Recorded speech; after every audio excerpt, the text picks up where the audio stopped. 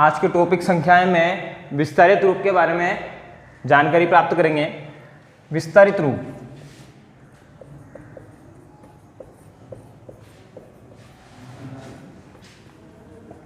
Expanded form.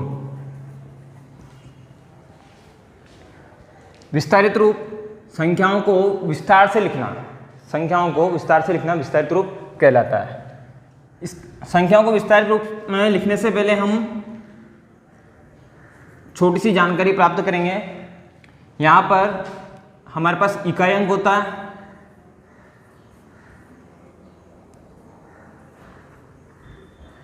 दहाई अंक होता है,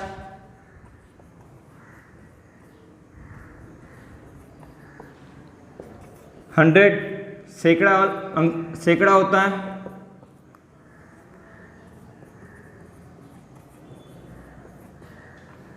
हजार,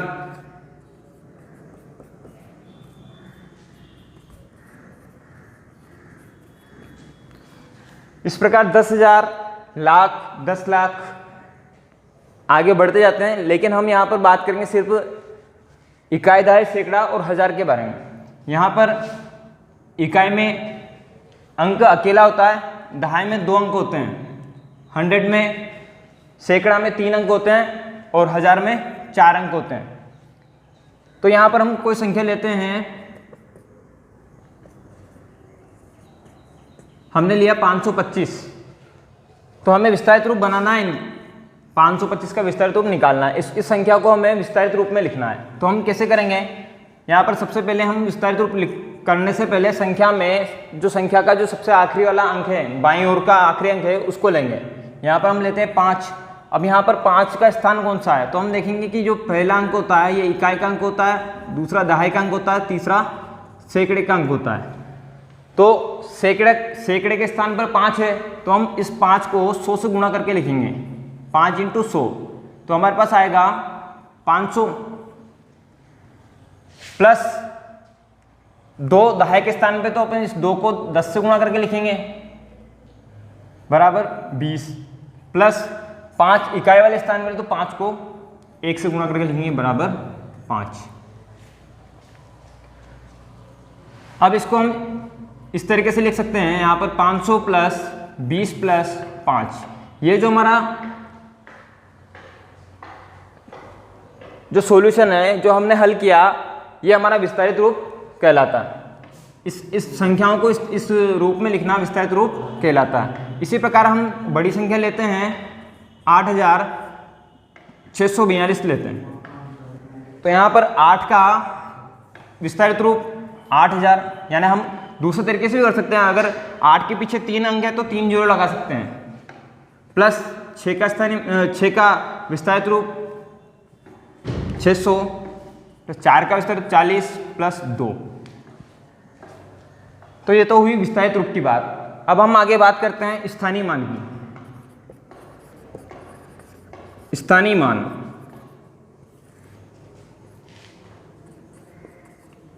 प्लेस वैल्यू। स्थानीय मान किसी भी संख्या का, किसी भी अंक का संख्या में जो स्थान होता है वो स्थानीय मान कहलाता है। जैसे यहां पर हम लिखते हैं 545, तो स्थानीय मान निकालने के लिए जो इकाई वाले अंक है इसका स्थानीय मान इकाई के हिसाब से निकलेगा। तो यहाँ पर 5 को 1 से गुणा करेंगे तो इसका स्थानीय मान 5 होगा। 4 का स्थानीय मान 40, क्योंकि दहाई के स्थान पर तो 10 को 4 से गुणा करके और 40 प्राप्त हो जाएगा। या तो हम इस तरीके से लिख सकते हैं स्थानीय मान को, या इसका एक तरीका और है, 545 का स्थानीय मान, जिस तरीके से हमने विस्तारित रूप में बाएं अंक से हमने शुरू किया था, तो इसी प्रकार यहाँ पे भी हम बाएं अंक से चालू करते हैं। तो 5 का स्थानीय मान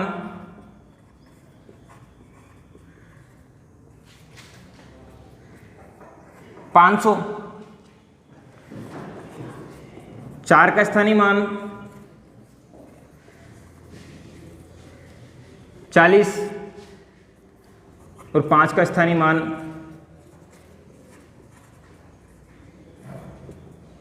5।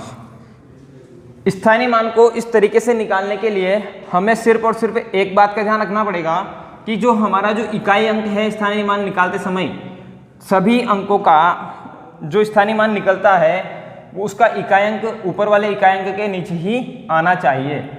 अगर हम इकाई अंक के नीचे नहीं लिखेंगे, इसका क्रम का ध्यान नहीं रखेंगे, तो हो सकता है हमारा स्थानीय मान गलत हो जाए। इसलिए हमें इकाई दहाई सैकड़ा का विशेष ध्यान रखते हुए हमें सवाल को हल करना है। इसी प्रकार हम बड़ी संख्या का भी स्थानीय मान निकाल सकते हैं। यहाँ पर लेते हैं हम 8045। इसमें 8 का स्थानीय मान 8000, 0 का स्थानीय मान 0 ही होता है। हम चाहे तो यहाँ 3 0 लगा सकते हैं, 0 का कोई स्थान नहीं होता। 4 का स्थानीय मान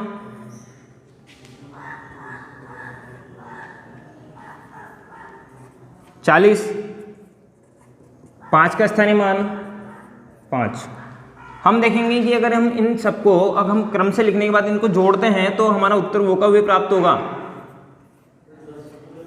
उत्तर में वही संख्या प्राप्त हो जाएगी जिसका हमने स्थानीय मान निकाला है। इसके बाद बात करते हैं हम आरोही क्रम।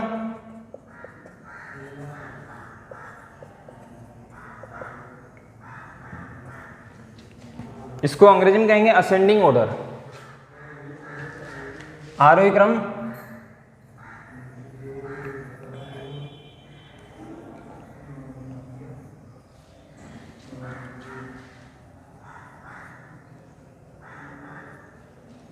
संख्याओं का आरोही क्रम। आरोही क्रम क्या होता है? किसी भी संख्याओं को बढ़ते हुए क्रम में लिखना आरोही क्रम कहलाता है। संख्याओं को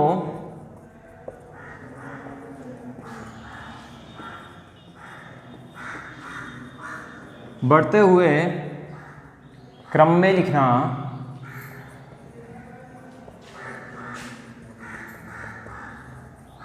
आरोही क्रम कहलाता है। या संख्याओं को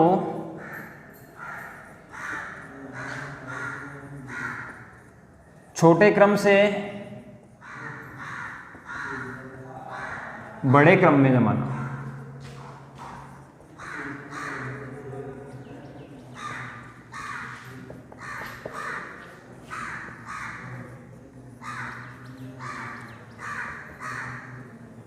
आरोही क्रम कहलाता है। संख्याओं को छोटे से बड़े क्रम में हम उदाहरण के रूप में देखेंगे। संख्याओं जैसे मान लो हमारे पास एक के बाद आता है 2, 3, 4, 5, 6, 7 आदि। संख्याओं को बढ़ते हैं, यानी सबसे पहले छोटी संख्या आएगी, उसके बाद उससे बड़ी, फिर उससे बड़ी, फिर उससे बड़ी, इस तरीके से चलता रहेगा। हम यहाँ पर कोई संख्या लेते हैं उदाहरण के रूप में 55, 48, 84, 50। संख्याओं को आरोही क्रम में जमाना है। तो आरोही क्रम में जमाने के लिए क्या करेंगे? सबसे पहले मैंने बताया भी आरोही क्रम को संख्याओं को छोटे क्रम से बड़े क्रम में जमाना। तो इस पे सबसे छोटी संख्या का पता करेंगे। सबसे छोटी संख्या कौन सी है? तो सबसे छोटी संख्या हमारे पास है 48। तो 48 को सबसे पहले लिखेंगे। छोटे और बड़े का जो चिन्ह होता है वो लगाएंगे। 48 के बाद इससे बड़ी 50, 50 से बड़ी 55, 55 से बड़ी 84। ये हमारा सही क्रम हो गया। इसी प्रकार अवरोही क्रम की हम बात करते हैं। अवरोही क्रम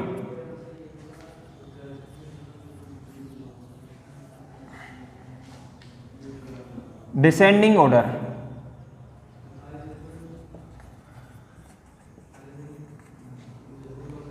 संख्याओं को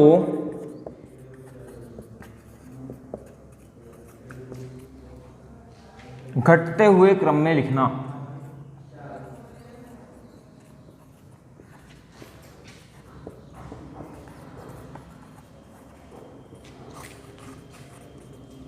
अवरोही क्रम कहलाता है।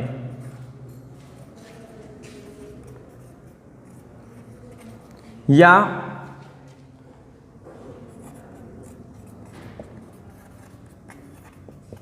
संख्याओं को बड़े से छोटे क्रम में लिखना अवरोही क्रम कहलाता है। उदाहरण के रूप में हम देखेंगे तो हमने जो आरोही क्रम में सबसे पहले छोटी संख्या ली थी और बड़ी संख्या की ओर हम चले थे, इसी प्रकार हम छोटी संख्या इसमें अवरोही क्रम में बड़ी संख्या सबसे पहले लिखेंगे, उसके बाद घटते हुए क्रम में संख्या लिखेंगे, जैसे 10, 9, 8, 7, 6, 5, 4 आदि। यानी हम कह सकते हैं कि आरोही क्रम में हमें ऊपर चढ़ना होता है, यानी छोटी संख्या से बड़ी संख्या की ओर जाना होता है, और अवरोही क्रम में बड़ी संख्या से छोटी संख्या की ओर आना होता है।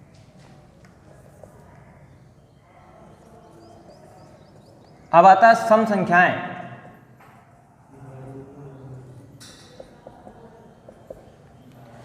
सम संख्याएं संख्याओं को सम संख्याएं ऐसी संख्याएं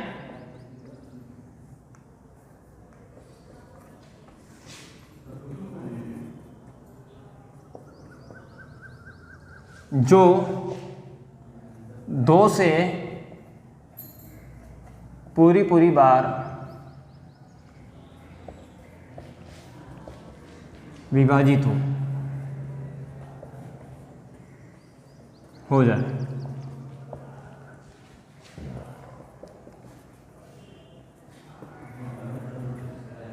ऐसी संख्याओं को सम संख्या कहते हैं।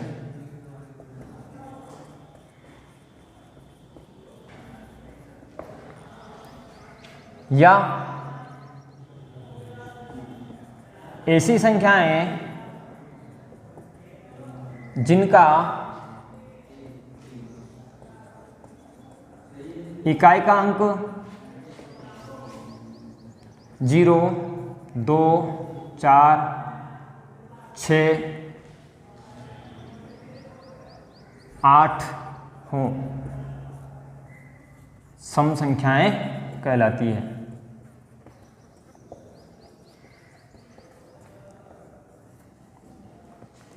उदाहरण के रूप में हम देखें तो यहां पर हम ले लेते हैं 42, 26, 30, 58 आदि। इन संख्याओं का जो इकाई अंक है वो इनमें से होगा 0, 2, 4, 6, 8। अब यहाँ पर 42 का इकाई अंक देखें तो 2 आ रहा है, 26 का इकाई अंक देखें 6 आ रहा है, 30 का इकाई अंक देखें 0, 5, 58 में इसका इकाई अंक देखें तो 8 आ रहा है। तो यहाँ पर हम कह सकते हैं कि जिनका इकाई अंक 0, 2, 4, 6, 8 हो वो सम संख्याएं कहलाती है। या फिर जो 2 से पूरी बार विभाजित हो। अब विभाजित का मतलब हम अगर यहाँ पर हमने जो 42 लिया, 42 में 2 का भाग देंगे तो पूरी बार जाना चाहिए। जैसे अब यहाँ 42 में भाग देके देखते हैं हम तो 2 दूनी 4, ऊपर से उतारे 2, 2 एक कम 2, शेषफल में हमारे पास कुछ भी नहीं बच रहा है। शेषफल में हमारे पास कुछ भी नहीं है, हमारा आंसर आ रहा है 21। यानी पूरी बार विभाजित ये संख्या हो रही है। इसका मतलब जो 42 जो है ये 2 से पूरी बार विभाजित है, तो ये सम संख्या में आएगी।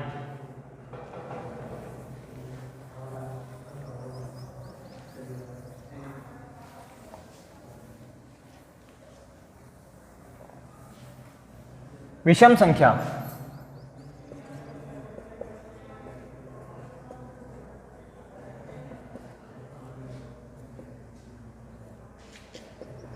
ऐसी संख्याएं जो 2 से पूरी बार विभाजित नहीं होती है।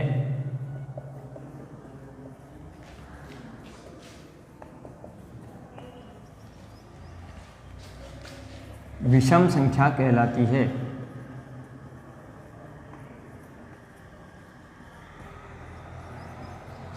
या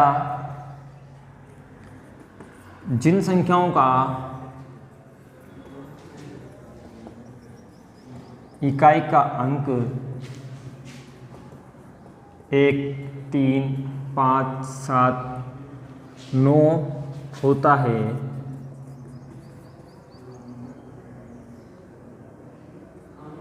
ऐसी संख्याएं विषम संख्या कहलाती है।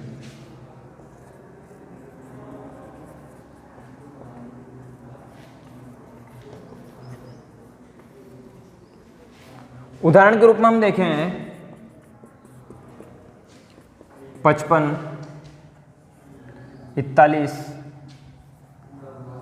63, 27, 99 आदि, यानी जिनका एकांक 1, 3, 5, 7 में होता है, इस संख्या विषम संख्या कहलाती है। या फिर जो जिसमें 2 का भाग पूरी बार नहीं जाता, वो विषम संख्याएं कहलाती है। जिससे हम यहाँ पर भाग देके देखते हैं 27 में 2 का भाग देंगे तो 2 एक कम 2, 7 ऊपर से उतारेंगे,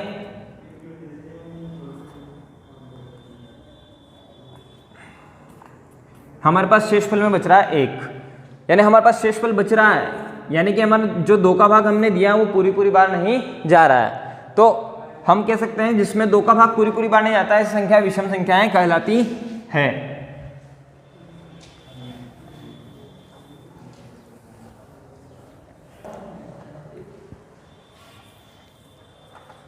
इसी तरीके से आप होमवर्क में इन परिभाषाओं को उतारकर कॉपी में उतारकर आप कुछ संख्याएं लेकर आप इसको हल करने की कोशिश करेंगे तो काफ़ी अच्छा आपको महसूस होगा। और आप आशा करता हूं कि जो आज जो हमने पढ़ाया है उसको आप अपनी कॉपी में ज़रूर उतारेंगे और इसका अध्ययन भी करेंगे। धन्यवाद।